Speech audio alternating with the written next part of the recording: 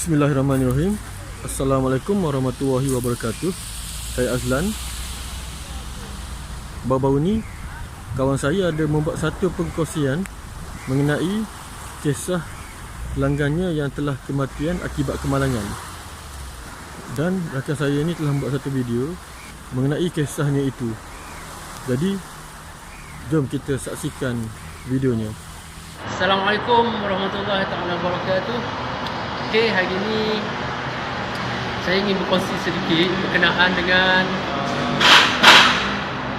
kawan saya yang dulunya saya pernah pada permulaan ceritanya saya tak pernah jumpa dia lah. Sebenarnya saya tak pernah jumpa, lama tak jumpa dengan beliau.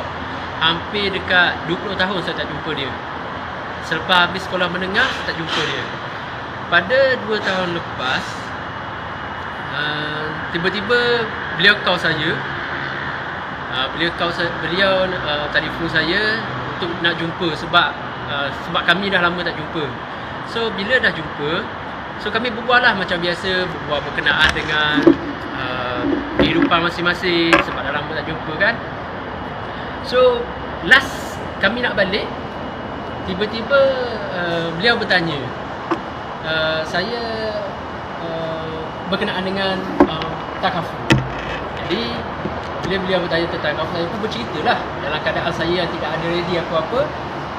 Jadi saya bercerita pada beliau, memang saya buat takaful sudah lama, dah hampir dekat 10 tahun saya buat takaful, menjalankan disipline takaful, dan beliau ingin membuat satu plan takaful dengan saya. Beliau memohon untuk saya, beliau minta saya propose satu plan medical card. Jadi pada masa tu saya pun terus buat fact finding, tanya dia apa yang keperluan beliau untuk mengambil medical card. Lepas tu beliau cakap sebab company beliau dah ada sediakan medical card, tapi beliau nak ambil medical card untuk anak-anak dia dan untuk isteri dia.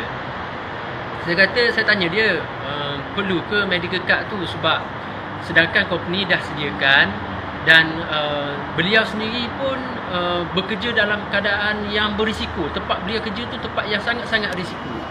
Jadi saya pun propose lah dekat dia. Saya kata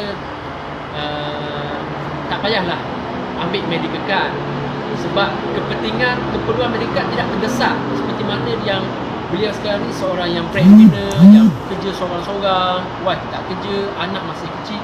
Saya kata why not kalau dia ambil plan income protection. So saya kata okey, kalau income protection, saya kata saya berdasarkan, selepas saya buat kira-kira lah, saya berdasarkan pada gaji beliau, berdasarkan kepada keperluan beliau untuk tempoh berapa lama.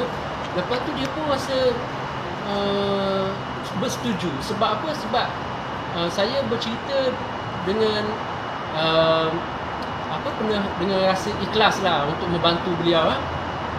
Jadi selepas saya buat calculation yang tepat, saya pun propose dekat beliau plan income protection sebanyak RM380,000.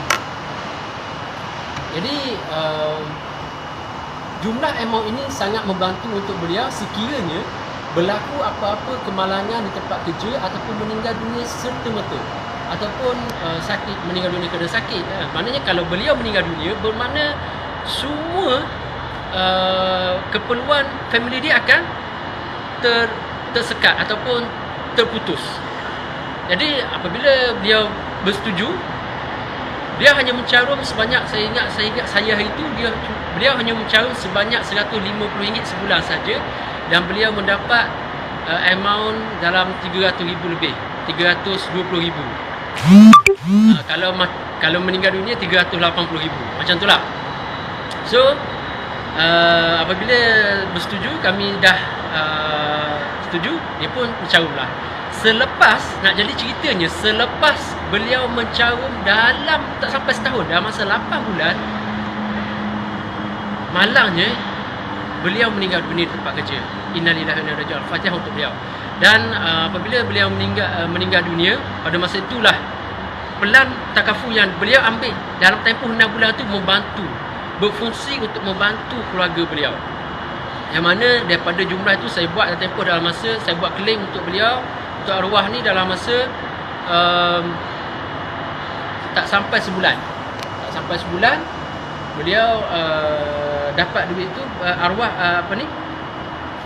isteri beliau dapat duit tu, dan saya menguruskan balik duit tu, di mana daripada duit tu saya pecahkan lagi untuk separuh daripadanya, iaitu 200,000 saya pergi kepada investment, dan selebihnya beliau guna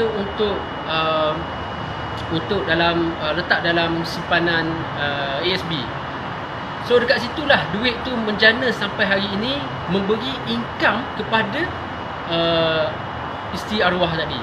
So sampai hari ini alhamdulillah keluarga arwah ni masih lagi berkomunikasi dengan saya, dan daripada duit tu juga ditambah lagi polisi, di mana isteri arwah ni telah mengambil polisi yang bernilai 500,000 pula untuk hibahkan kepada anak-anak beliau yang ada 4 orang ni. Jadi dekat situlah saya rasa takaful ni sangat-sangat membantu dari segi ekonomi umat Islam, yang mana kita memberikan nilai tambah untuk beliau membuka bisnes, untuk hidup yang lebih tenang daripada hutang-hutang kan. Sebab apa? Kalau kita macam cerita tadi tu, bila arwah meninggal dunia ada hutang-hutang yang terpaksa isteri arwah ni selesaikan. Jadi dekat situlah saya nampak peranan takaful ni sangat penting kepada semua orang untuk sediakan pelan takaful, walaupun serendah-rendahnya, walaupun serendah mahu RM40 sebulan, tak apa. Janji ambil takaful ni untuk protect kewangan kita, bukan nak protect diri kita, tapi protect kewangan kita untuk keluarga kita. InsyaAllah saya yakin dengan pelan takaful ni boleh memberikan sedikit sebanyak manfaat yang kita tak pernah sangka-sangka sebelum ni. Itu saja. Terima kasih.